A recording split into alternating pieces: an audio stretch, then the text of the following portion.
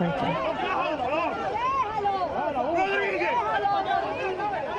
Take a look at this. Just breaking, this coming into us today. This video of people trying to get through, trying to make their way towards the border. Okay, so Mariara is in central Venezuela, and they need to get to the border towards Colombia in order to get the humanitarian aid, which means the medicine that many of these people need, and the food that so many of them need. And Nicolas Maduro has sent his military out to block them. Meanwhile, tonight, a major player in the Maduro regime is announcing his support for Juan Guaido, the opposition, and new elections. Most important here, he's willing to spill the beans and name some names, admitting that both Hugo Chavez and Nicolas Maduro courted drug traffickers and, alarmingly, Hezbollah.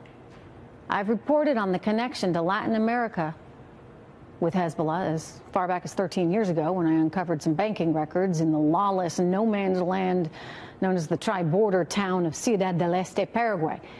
It was from this wild and lawless place that the terror attacks on a Jewish community center and the Israeli embassy happened in Argentina in the 1990s.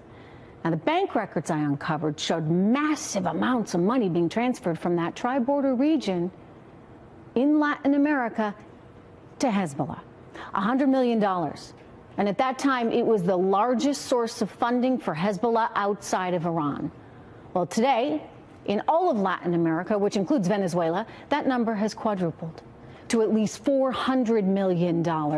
More than a decade ago, I began hearing of Venezuela's connection to Hezbollah because anytime you have a criminal regime in charge, you run the risk of bringing in the bad guys, more bad guys, right? Drug runners and terrorists.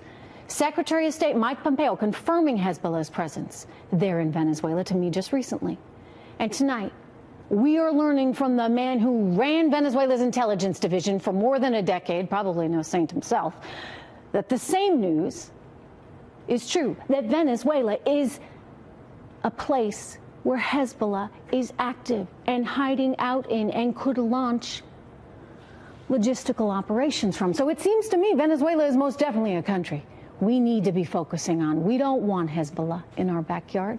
We don't want terrorists in our backyard. We don't want Russia, China, Iran, Cuba, drug traffickers there, so close to us, right?